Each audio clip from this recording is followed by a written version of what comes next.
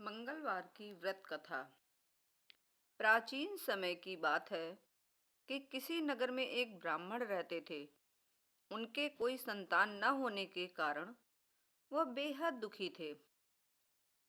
हर मंगलवार ब्राह्मण वन में हनुमान जी की पूजा करने के लिए जाता था। वह पूजा करके बजरंगबली से एक पुत्र की कामना करता था। उसकी पत्नी भी पुत्र की प्राप्ति के लिए मंगलवार का व्रत करती थी। वह मंगलवार के दिन व्रत के अंत में हनुमान जी का भोग लगाकर ही भोजन करती थी।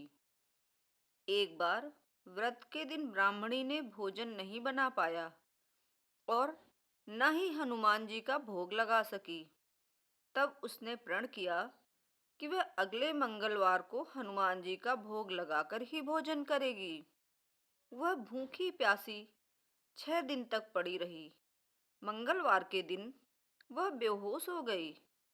हनुमान जी उसकी श्रद्धा और भक्ति देखकर प्रसन्न हुए।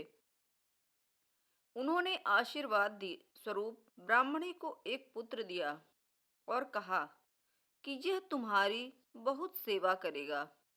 बालक को पाकर ब्राह्मणी बहुत खुश हुई।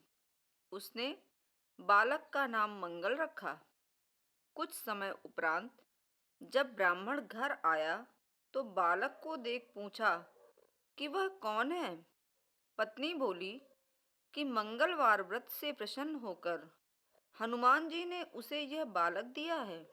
यह सुनकर ब्राह्मण को अपनी पत्नी की बात पर विश्वास नहीं हुआ। एक दिन मौका पाकर ब्राह्मण ने बालक को कुएं में गिरा दिया। घर पर लौटने पर ब्राह्मणी ने पूछा कि मंगल कहाँ है। तभी पीछे से मंगल मुस्कुराकर आ गया। उसे वापस देखकर ब्राह्मण चौंक गया।